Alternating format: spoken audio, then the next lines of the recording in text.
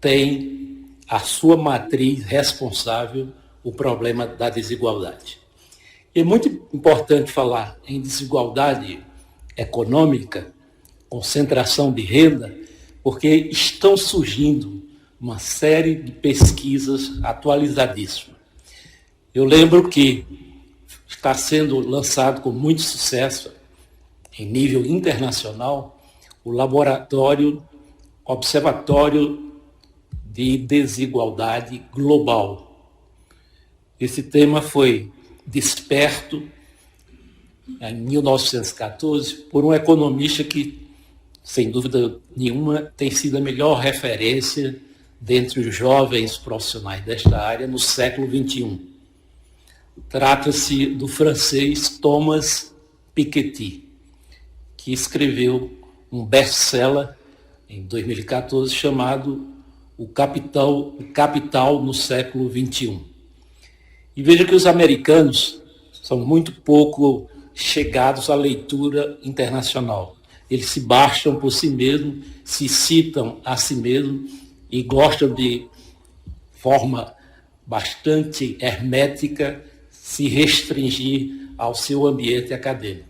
E o Piketty, que é professor também da Universidade de Economia de Paris, mas também professor da Universidade de Harvard. E, curiosamente, o livro dele fez sucesso primeiro nos Estados Unidos, na sua versão em inglês. Então, é considerado um marco, exatamente no mercado americano, bastante doméstico e endógeno, abrir-se para a concepção revolucionária de um pensador francês, um pensador não norte-americano. Então, essa pesquisa tem sido divulgada e ele tem atualizado isso com muita frequência. Esse ano, ele designou um coordenador brasileiro, um coordenador para estudar o caso do Brasil, dentro dessa pesquisa. Ela está disponibilizada em site e está saindo um novo livro dele, que já está em pré-venda pela Amazon e será lançado aqui no Brasil, em versão portuguesa, a partir de fevereiro do próximo ano. E o que é que diz esse relatório da desigualdade global com relação ao Brasil? Ele comprova algo que a gente já sabe, que o Brasil é o país democrático mais desigual do mundo. E ele faz um ranking de países em desigualdade.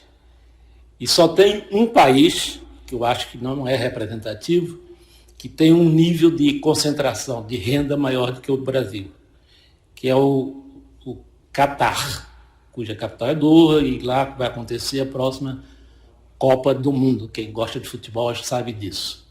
O Catar é uma pequena ilhota, né, no Golfo Pérsico, onde moram apenas 2 milhões e poucas pessoas, dos quais 1,8 milhão são migrantes.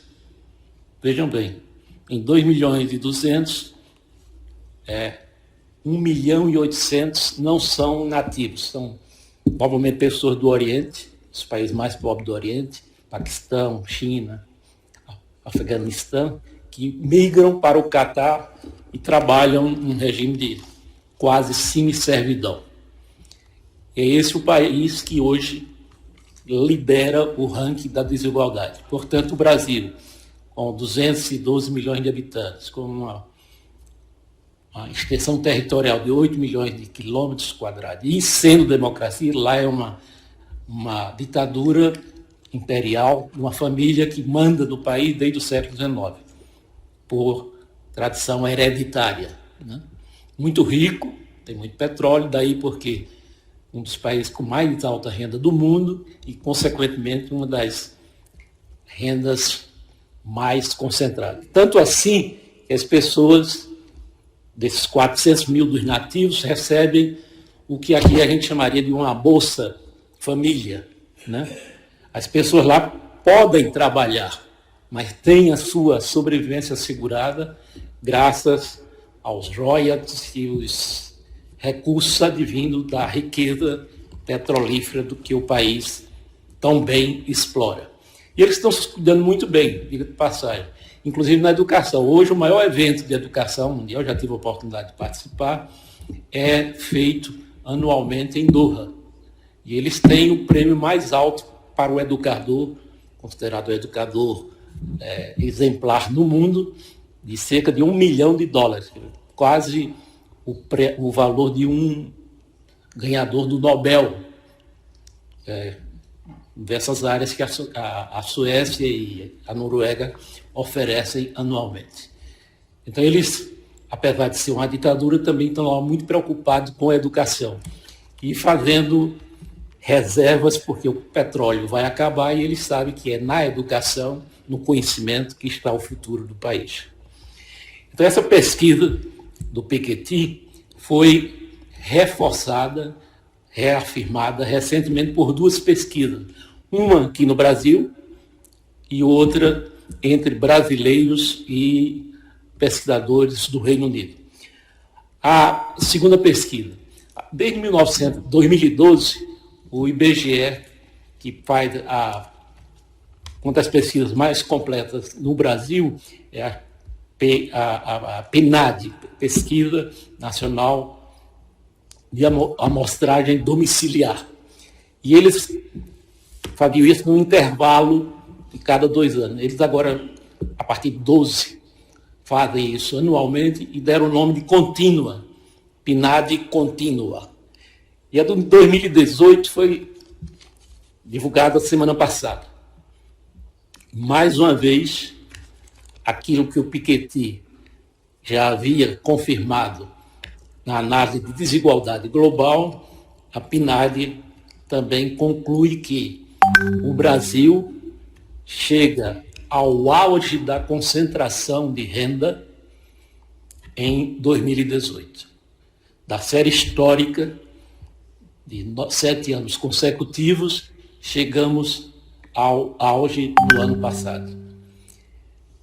Mais uma vez, mostrando a raiz dos nossos problemas e a matriz que faz com que a educação esteja na situação, a educação, a saúde e a segurança estejam na situação que estão. Então, a PNAD diz isso com forças e dados exclusivamente brasileiros e interpretada por brasileiros. Uma terceira pesquisa internacional, feita pelo The Lancet Global Health. The Lancet é uma das revistas científicas mais famosas, ao lado da Nature e da Science, são talvez as 3 mais conhecidas. Ela é editada na Inglaterra e, junto com pesquisadores brasileiros, eles fizeram um estudo, como o próprio nome da revista esclarece, sobre a saúde no Brasil. Eles estudaram o sistema SUS. Curiosamente, diferentemente da educação, onde falta uma universalização, uma instituição capaz de dizer aquilo que o professor Isaac falou, né? A falta de uma uniformização na qualidade da educação brasileira e essa inexistência de uma instituição, de um órgão ou de um conteúdo nacional, que o Ministério da Educação, há anos, de maneira frustrada, não consegue vingar este projeto. Aí está um recente esforço, elogiável, mas insuficiente, da Base Nacional Curricular Comum. Aí estão os frustrados e inócuos, primeiro e segundo Plano Nacional de Educação. Então, todas as experiências, ela é muito limitada e com resultados pífios, incapazes de resolver o problema da qualidade da educação brasileira, que é absolutamente sofrível. Novamente, essa pesquisa, mais para o lado da saúde, diz o seguinte, que o SUS, genial concepção dos cientistas brasileiros, da escola, da Fundação Oswaldo Cruz, que temos uma representante que trabalha nessa equipe, a professora Celina Reutemann, que graças ao trabalho histórico de pesquisadores sanitaristas ligados à saúde pública, conseguiram, na Constituição de 88, fazer o que os educadores brasileiros não conseguiram. E temos o Sistema Único de Saúde, que com todas as suas falhas, é considerado o melhor experimento de universalização de saúde no mundo. Nós não valorizamos o SUS, sabemos que ele ainda tem muitas fragilidades, mas o experimento de universalização da saúde que não foi replicada na educação. Tanto assim que, também já foi dito aqui por nossos colegas que falaram ontem, falaram hoje, e gostei muito da apresentação do nosso colega Fernando Giannini, onde ele procura democratizar com o Mande Bem no Enem um instrumento de democratização do saber, né? Tentar melhorar as deficiências que o sistema oficial e privado não conseguem superar. E o Brasil, isto é fato, não é palavras vãs, seja no Império, seja na República, na colônia nem se fala. Portugal foi um péssimo colonizador em relação à educação. O Império, apesar de Pedro II ser um homem ilustre, cientista e uma pessoa diferenciada, culturalmente diferenciada, relaxou também na instrução pública, que era como chamava-se no século XIX. A velha República continuou o marasmo do Império. A democratização, o Estado Novo, a redemocratização, tampouco. Você muda ministério, criado em 30, só em 1930 a gente teve um Ministério da Saúde, da Educação, que era junto com saúde. Em 51 a saúde se separa. É uma história contínua de ajustes e reajustes sem sucesso. Chegamos ao século XXI, onde o Ministério da Educação é só educação, não mais cultura, embora conserve a sigla MEC, e em nenhum momento, em nenhum governo, seja autoritário, democrático, de direita, de esquerda, jamais educação foi prioridade nesse país. Não passa de um discurso vazio de governos sucessivos que usam a educação para se eleger. Isso é assunto de campanha, mas jamais de prática, de prioridade. E a prova aí é que estamos ainda como um gigante econômico, um dos 10 países de maior produto interno bruto, e continuamos um dos piores indicadores de educação e indicadores socioeconômicos do mundo. Uma metáfora, somos um gigante econômico e, ao mesmo tempo, um pigmeu social. E o país está amarrado numa armadilha da renda média. Não conseguimos crescer. Estamos estagnados há muito tempo. E essa estagnação tem feito com que a nossa renda per capita tenha regredido. E se diz, muitos especialistas, que estamos ficando velho sem nunca chegarmos a ser um país rico. Então, temos a economia forte e uma sociedade frágil, do ponto de vista de acesso a serviços públicos de qualidade. Então, nessas 3 pesquisas, todas elas apontam as soluções, que são exatamente essas que a gente está criticando com mais ênfase: educação, saúde, segurança, trabalho. E temos bons exemplos, não significa que o país não fez, alguns fez, só que até agora é insuficiente. Por exemplo, na primeira década desse século, tanto a renda per capita como a desigualdade foi o período onde o Brasil melhorou mais.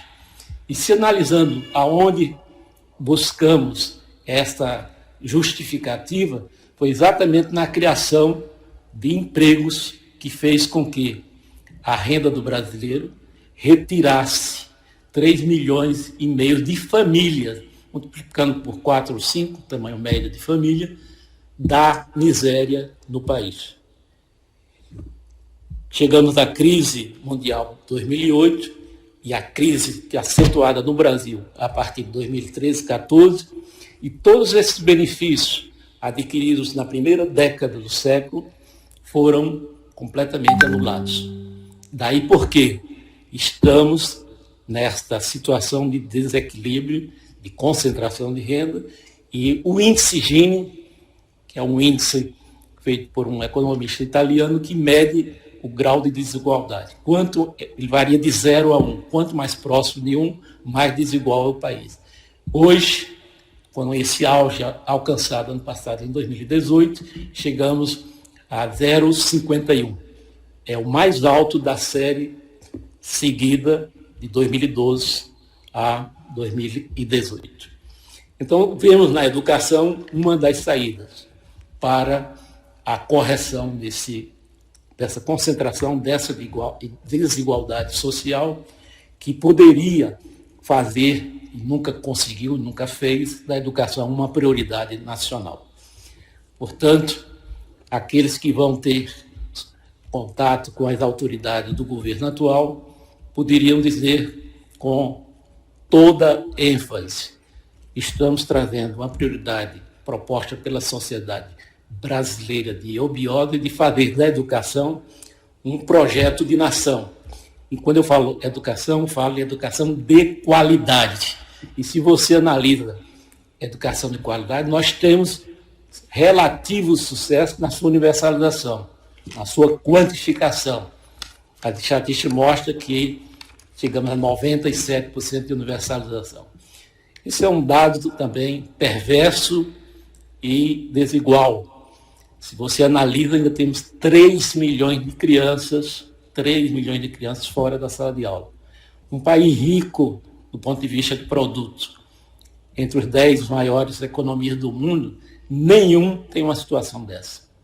Portanto, não se justifica a situação, a qualidade da educação brasileira, nem os investimentos que nós fazemos e com resultados muito pouco abonadores. Só para vocês terem uma ideia, eu ia adiantar esse dado, entre 2004 e 2014, o Brasil multiplicou seu orçamento da educação por 4 vezes. 4 vezes em cerca de 10 anos. E o resultado? Se faz avaliação todo ano. Lamentavelmente, o INEP, que era um instituto de pesquisas educacionais, se transformou numa agência de avaliação. Fazer avaliação é importante, mas a avaliação que o INEP faz é absolutamente dispensável. Nenhuma escola do Brasil se beneficia do resultado e modifica a qualidade da educação em função dos resultados. Quer dizer, um dado numérico, quantitativo, repetitivo e absolutamente imprestável. O sistema brasileiro é incompetente para usar seus próprios resultados, para se conhecer e se corrigir. E não é o problema de investimentos. Dinheiro é importante? É importantíssimo. Investimos relativamente bem comparado ao padrão internacional, cerca de 5%, 6% do PIB. Seria a média dos países desenvolvidos da OCDE. Então não é problema de dinheiro, é problema de gestão, de incompetência gerencial, de desvios dos recursos por meios lícitos e ilícitos para coisas que não têm a ver com a educação. E nesse sentido, eu trouxe aqui para discutir, para tentar animar uma possível discussão que não vai se terminar nesse seminário, algumas sugestões mais voltadas para o tema que é a educação básica e o tema que foi dado ao professor Hélio, que não está aqui conosco, alguma coisa na área de uso de tecnologias. Já foi dito aqui o uso das tecnologias nos exemplos de palestras que antecederam. E não há dúvida nenhuma. E eu gosto muito daquela frase que o professor Pacheco falou. As pesquisas da Universidade de Harvard, comprovada pelo MIT, mostram que onde o aluno menos aprende hoje, na realidade global da sociedade, da informação, do conhecimento e da aprendizagem, é na sala de aula. Portanto, não devemos perder muito tempo com esse modelo ultrapassado, arcaico da educação do século XVII, XVIII, que continua sendo praticado no Brasil a exaustão. Professor de costa para os alunos, escrevendo num quadro negro, quadro verde, e os alunos passivamente copiando de maneira mecânica aquilo que está no quadro. Quer dizer, falta, o problema da qualidade é exatamente isso, falta fazer do aluno brasileiro um ser pensante. Pensar é a missão maior da educação, fazer com que as pessoas cresçam e sejam capazes de desenvolver sua cognição. E, lamentavelmente, estamos ainda na mecanização, ou na expressão feliz de Paulo Freire, da educação bancária, né? Onde pouco se aprende e muito se despende de tempo. E são algumas dessas ideias que eu chamaria um projeto de nação baseado na educação de qualidade, que o Brasil não tem. O Brasil não tem plano nacional de desenvolvimento, tem um programa burocrático chamado anualmente o orçamento é organizado em função do... Tem uma sigla aí famosa, Marconi, como é o nome da sigla? O Ministério do Planejamento, que faz o orçamento anual. PTA, né? PPA, desculpe. É o Plano Anual de Investimentos. Mas falta um Plano Nacional de Desenvolvimento. Há muito descuidando, desde a época da inflação galopante, dos anos 70, 80, 90, o Brasil perdeu a noção do planejamento. Hoje, planejamento é um ministério burocrático que cuida mais da gestão do seu pessoal do que de pensar o futuro do Brasil. Tivemos grandes pensadores e grandes planejadores e perdemos essa capacidade de sonhar uma utopia de Brasil grande, futuro, construído, planejado, organizado e avaliado. E é em busca desse plano que não existe, não é culpa desse governo atual, é culpa dos últimos governos que não nos deram um plano nacional a ser cumprido. Isso independe de mandato, independe de partido, independe de dirigente. É problema de nação, é um projeto de nação. E um projeto que não cuida bem da sua educação não tem futuro. E é nessa linha que eu trago aqui uma proposta de princípios e diretrizes para tentar sair desse marasmo, dessa crise continuada da educação de qualidade do Brasil. E, a propósito, eu chamaria a atenção da Unesco, que é o órgão referencial para a ciência e educação, órgão das Nações Unidas, com sede na capital da França, que diz o seguinte: o século XXI é o século da aprendizagem e da cultura aberta. Lembrem-se, senhores educadores, da aprendizagem e da cultura aberta. Não é do ensino. O ensino é um paradigma do século XIX. Na Revolução Industrial, tudo bem. O professor achava que era capaz de transmitir conhecimento. Na situação atual da sociedade do conhecimento, é uma ilusão professor se arraigar a ser o dono do conhecimento e o reizinho da sala de aula. O processo de aprendizagem exige um movimento de interação entre professor e aluno, onde aluno aprende com o professor aprende com o aluno. Aquilo que o professor Pacheco ontem disse, tirar do professor o protagonismo, que nós, na nossa vaidade docente, dificilmente conseguimos fazer isso, e colocar no sujeito da aprendizagem, que é o aluno. Então, esse é o modelo do século XXI. E a própria Unesco diz que a palavra ensino já não representa aquilo que representou no século XIX. Portanto, repito, estamos na era da aprendizagem, da cultura aberta, e não mais do ensino que ultrapassado. Os teóricos da educação e da aprendizagem hoje, com o uso das tecnologias, além da pedagogia, que é fundamental, a presença do professor no processo de crescimento intelectual das crianças até a adolescência, indispensável.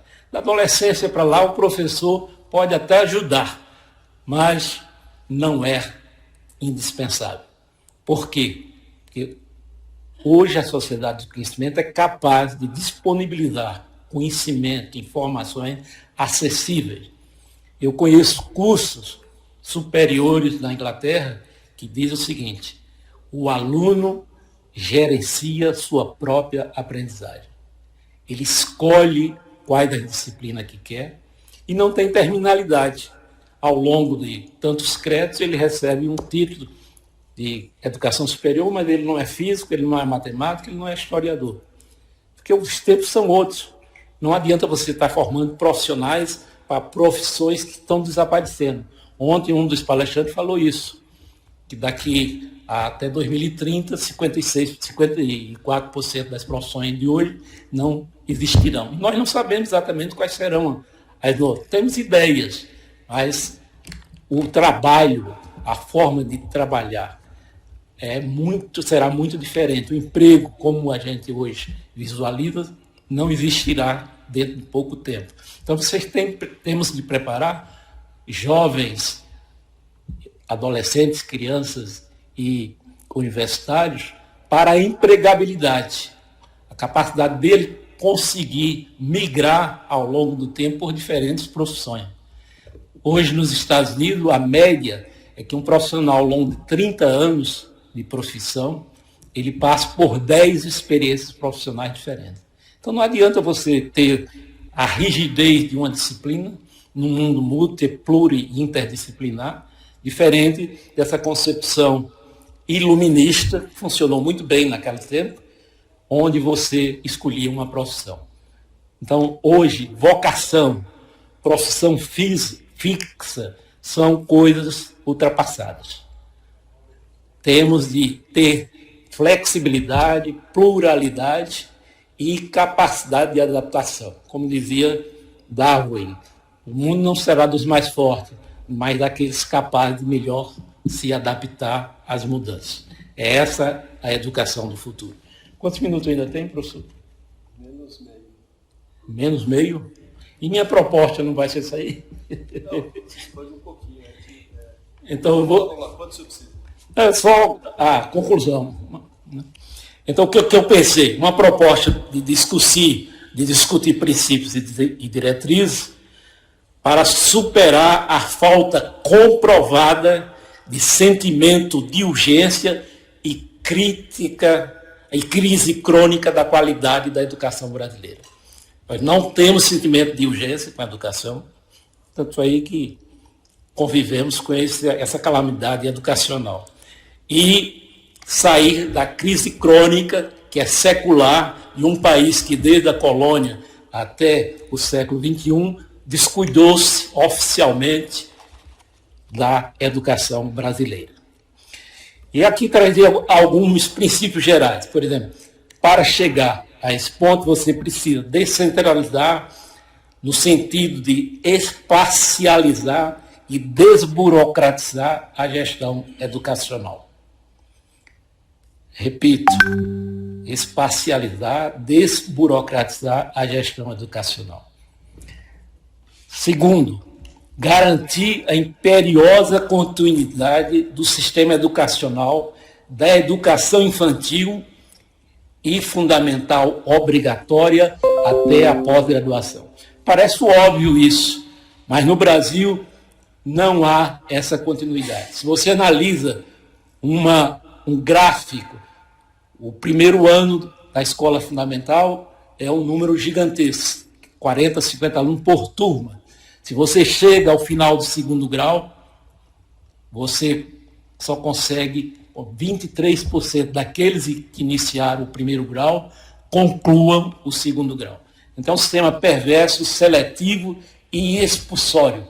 Ela consegue frustrar e fazer com que a grande maioria, quase 2/4 dos alunos brasileiros, não concluam o primeiro grau. O segundo grau. Uma outra, assegurar em todo o território nacional um ambiente de aprendizagem pacífico, com uma cultura de disciplina e paz, combatendo qualquer tipo de prática de bullying e violência.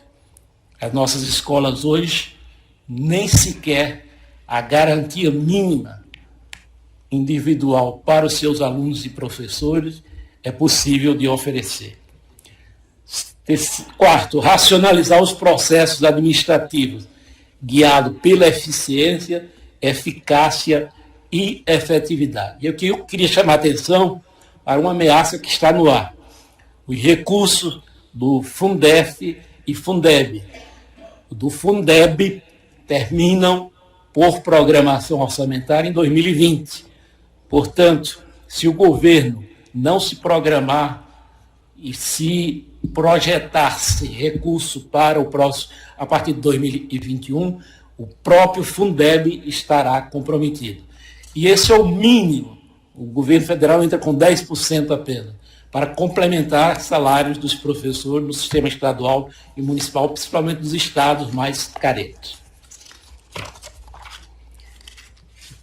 Entre os princípios, o outro seria eliminar modelos e imposições oficiais e programas superados.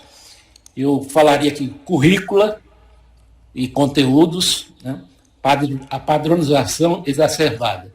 Eu tenho netos no exterior e fico muito feliz de ver que os currículos não existem. Países que estão fazendo educação moderna não precisam de currículo. Precisa de conteúdos e ideias latentes que surgem a cada momento. Então, os profissionais do currículo, por favor, pensem em outra atividade, porque se a escola brasileira se modernizar, esta é uma atividade dispensável. E um outro absurdo, que o Brasil gasta milhões e não consegue, eu já conversei com vários ministros, e ele pedindo a ABED, a Associação Brasileira de Educação à Distância, para tentar uma campanha nacional de abolição do livro didático. Não tem mais sentido o livro didático. E o Brasil tem uma das suas maiores despesas ainda neste item secundário da formação. E para a educação básica, concluindo, quais seriam os 6 objetivos a serem apresentados aqui para uma discussão? Não estou impondo nada, estou levantando alguns princípios gerais e alguns objetivos a serem alcançados. Primeiro, ampliar hábitos, habilidades, valores, conhecimentos e atitudes socioeducacionais, culturais e emocionais. Isso no processo de aprendizagem, em particular na educação básica, com ênfase em neurociência e ciências cognitivas. Relembro aqui o trabalho pioneiro do professor Siddhartha, falado há pouco pelo professor Isaac Reutemann. As escolas brasileiras não sabem, na sua maioria, usar o problema do sono, da alimentação e do exercício físico. E segundo esse especialista, a aprendizagem de qualidade depende desses 3 componentes funcionais, básicos no desenvolvimento da criança. Dormir na hora que quiser, sem horário pré-estabelecido, comer na hora que quiser e exercitar na hora que quiser. Isso existe? Existe.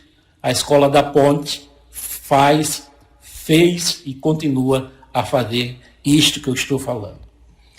Aperfeiçoar as condições de trabalho do professor, seria o segundo, da educação básica, e gradativamente eliminar sistema de formação para profissionais baseado em licenciaturas. Enquanto licenciatura formar professores para o Brasil, a educação continuará falida. No mundo inteiro se aboliu, os países desenvolvidos, a formação sob forma de licenciatura. Só os países latino-americanos, conservadores e atrasados como o Brasil, ainda valorizam esse tipo de diploma universitário. Então, se queremos resolver o problema da formação do professor, não será definitivamente com as ultrapassadas licenciaturas. Reduzir o número de disciplinas de professores no ensino médio. Nosso ensino é enciclopédico e inócuo, né? Estuda tudo e não se aprende nada ou quase nada.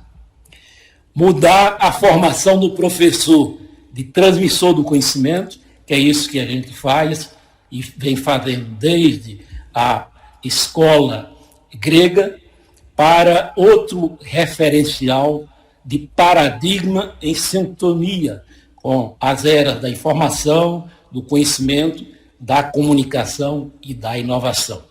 Então, paradigma de formação do professor também é algo que precisa ser radicalmente modificado. Multiplicar exames avaliativos como o Enem. Atenção, Fernando, se estiver por aí. O Enem, eu acho que é uma prática interessante, mas absolutamente custosa, neurotizante e substitui o ultrapassado vestibular. Nos livramos da praga do vestibular e caímos na ditadura do Enem. Quer dizer, tem de se fazer algo mais moderno, mais dinâmico, como nos países desenvolvidos. O aluno está preparado, ele faz o exame de qualificação em qualquer dia, em qualquer época do ano, sem esse aparato mediático que o Brasil faz com o neurotizante exame do Enem.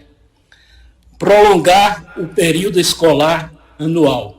O Brasil dedica poucas horas de aula e praticamente não existe o sistema de educação integral. Qualidade tem muito a ver com tempo. E não é sala de aula. Não é aluno sentado passivamente. É aluno em atividade, laboratório, de oficinas, de movimento, de trabalhos em equipe. Não é professor ouvindo exposição atrasada de professor tradicional.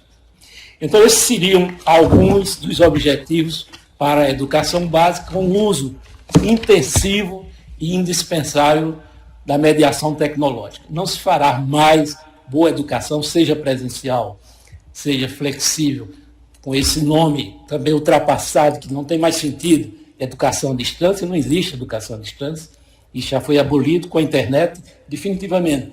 Mas como nós somos muito tradicionais, continuamos, e o MEC é mestre nisso, de usar ele atrasado na concepção e atrasado na terminologia. Sempre.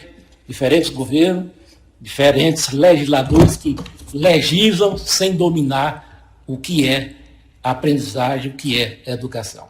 Por último, os princípios e diretrizes e os objetivos para a educação básica aqui sugeridos, né, no nosso entender, seriam capazes de transformar em prioridade e construir o projeto de nação ancorado em uma educação básica de qualidade.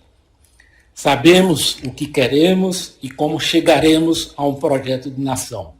Falta determinação política, falta um plano aprovado não pelo governo e não pelo Congresso, mas pela sociedade brasileira também.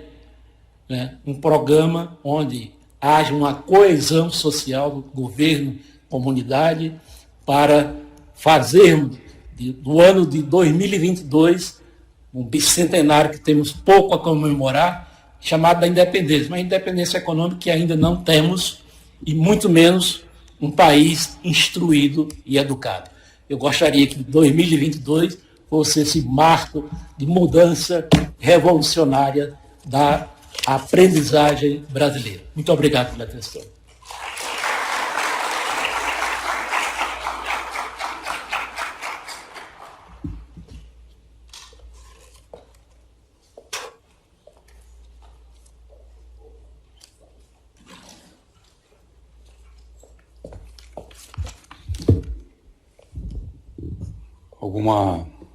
Nós vamos fazer uma modificaçãozinha aqui no formato do evento e, em razão do adiantado da hora, nós vamos pedir que aqueles que tenham perguntas para os nossos palestrantes de agora em diante, por favor, nos enviem para o e-mail que está projetado para que nós possamos encaminhar para o palestrante. Isso é uma forma que nós encontramos, a organização do evento encontrou para dar um pouco mais celeridade e terminarmos aí dentro de uma boa margem de tempo, ok? Então, nós faremos chegar ao nosso palestrante. Muitíssimo obrigado ao professor Formiga, belíssima explanação, muito agradecido por sua participação. O projeto é uma visão realmente muito importante.